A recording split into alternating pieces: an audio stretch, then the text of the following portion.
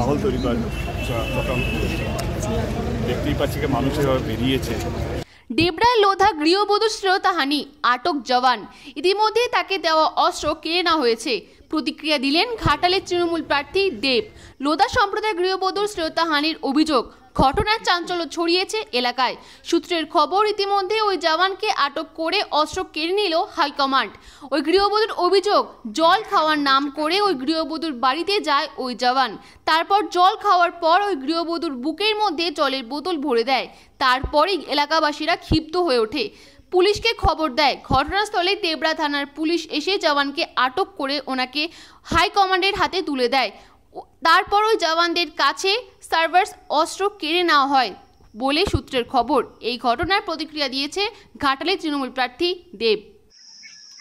প্রথমে আমি জামা প্যান্ট কেচে দিয়ে মিলতে গেছিলাম, সেখানে তার আছে আমাদের। কোনখানে ওটা? ওই যে বেড়ার এই পাশে। স্কুল? স্কুলে না, স্কুলের ভিতরে যাইনি, বেড়ার এই পাশে তারটা আছে, মানে যেখানে ভোট হচ্ছে তার পিছনে? এই যে সাইডে জমিনের ধারে। আচ্ছা, ওখানে মিলতে গেছিলাম। একটা পুলিশ আসে আমাকে জিজ্ঞাসা করতেছে, বলে তোমাদের বাড়িতে কি চেয়ার আছে? আমলি না। বলে তাহলে টুল? আমলি না। তাও না বলা সত্ত্বেও সে বাড়ির ভিতরে ঢুকছে, দিয়ে আমাকে জিজ্ঞাসাপত্র করতেছে। দিয়ে আমি কথা বলার পর সে চলে গেছে। আমি জানি হয়তো আর কিছু বলবে না। সে কিছুক্ষণ পরে আবার আঁকড়স গ্লাস করে নিয়ে আর আসছে। এইখানটা আমি রান্না করতেছিল, রেখে দিয়ে আর বলে এটা খেয়ে নাও, ঠান্ডা হয়ে যাবে এরকম বলতেছে। আমি কিছু বলিনি। দিয়ে সে জল বোতল মাগতো না, আমি জল দিচ্ছি। সে জল চাইতেন, বলি যে আমি খাবো, আমাকে জল দেয়। জল দিত না। সে খেয়ে নিয়ে বোতল নিচে রাখিনি, আমার সেই ছাতির ভিতর দিয়ে এরকম করে কোলে রাখছে বোতল।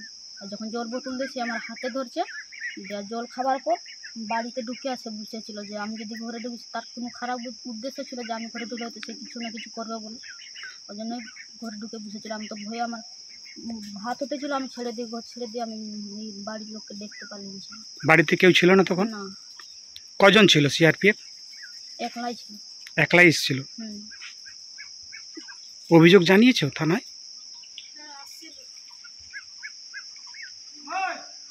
আপনার নাম? পূজা গুপ্তা, বাড়ি? চকসাপুর। ঘটনা বলতে বৌমা এসেছিল আমার। বৌমা এসে এখানে তুলছিল, মানে কাপড় চোপড় মিলছিল। মিলার পরে বাড়িতে গেছি। যাওয়ার পরে এবারে কি মানে অফিসার, আমাদের অফিসার গেছে ওখানে, যে বলছে চেয়ার আছে আপনাদের বাড়িতে? বলছে না, আমাদের চেয়ার নেই। জল আছে? হ্যাঁ জল আছে। জল দিচ্ছি। জল দেওয়ার পরে কি বৌমা বলছে নাকি যে জল দেওয়ার পরে মাটিতে কী রাখবে, আমার ছাতির কাছে থেকে জল বোতল রেখে দিচ্ছিল। আসছে। কখন হয়েছে ওটা? হয়ে গেছে মনে হয় 8:30 8টার দিকে। আপনারা অভিযোগ করেছেন? অভিযোগ করেছিলাম, সবাই থানা পুলিশ থেকে আসছিল, বড়বাবু আসছিল, মেজবাবু আসছিল। বলছি 11টার সময় হয়েছে? ওরকমই টাইমটাই। 11টার সময় না 8:30টার সময়? মানে আমি টাইমটা বুঝতে পারবো না। কেন বলছি, যে মানে ঘটনা কখন কী হবে বলা যায়নি, টাইমটা বুঝে যায় তখন। এই যে টাইমটা বেশি বলতে পারবো না কোন টাইমটাই। আপনার কে হন? আমার বৌমা। আপনারা অভিযোগ করেছেন? হ্যাঁ। আপনারা এটা কি কোন পার্টি থেকে অভিযোগ করেছেন, না দলীয় মানে ব্যক্তিগত অভিযোগ? সবাই থেকে। সব দল থেকে অভিযোগটা হয়েছে? দল থেকে অভিযোগ। কাদের বিরুদ্ধে অভিযোগটা? কার বিরুদ্ধে? কোনো বিরুদ্ধে অভিযোগ নেই। কার বিরুদ্ধে অভিযোগ?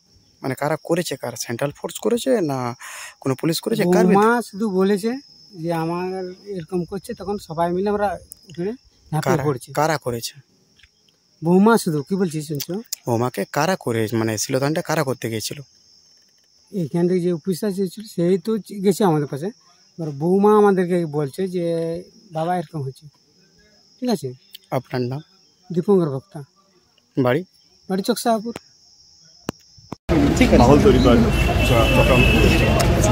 দেখতেই পাচ্ছি যে মানুষ এভাবে বেরিয়েছে। সকালে তো মহিলাদেরকে ভোট করতেই দেয়, তখন আমরা আবার পুলিশকে পাঠাই আর কি। এবং আজকে যেখানে আমরা গেলাম সকালে, সেখানেই এবং আমি যাওয়ার পরে বা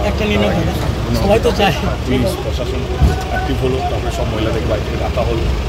এখন ভোটটা হচ্ছে।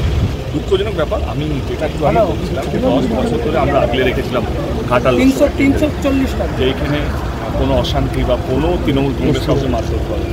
কিন্তু আজকে যখন ওদের ভোটের দিনে যখন দেখতে পাচ্ছে তাদের পায়ের তলা থেকে মাটি সরে যাচ্ছে এবং গোহারান হাতে চলেছে আমাদের এখানকার যিনি প্রার্থী, বিজেপির প্রার্থী তো সেইটা দেখে যতটুকু সন্ত্রাস করে মানুষকে ভয় দেখিয়ে মানে সম্মানীয় হার যাতে পাওয়া যায় সেটা ওনারা চেষ্টা করছেন। কিন্তু আমার এই যে বিজেপির মুখে এই যে পাকিস্তান শব্দগুলো যখনই ওনারা হারেন তখনই পাকিস্তানকে নিয়ে চলে আসেন। ওনাদের প্রধানমন্ত্রী থেকে আরম্ভ করে আজকে কাউন্সিলর যে স্বপ্ন দেখছে বা সাংসদ হওয়ার, তিনি যখনই এদের কাছে যখন হারার পুরো দরজা খোলা তখনই পাকিস্তান মানিয়ে একটা পাকিস্তানে মানে হিন্দু ভোটগুলোকে টানার চেষ্টা করছে। হিন্দুদেরকে আমি সমস্ত মানুষদের বলবো আপনার বিজেপিকে ভোট দিন, আমি কোনো অসুবিধা নেই, কিন্তু এই একটা কারণে এই যে কথাবার্তা হিন্দুত্ব মন্দির পাকিস্তান এই শব্দের জন্য দেবে না, নাহলে আমাদের দেশটা অনেক।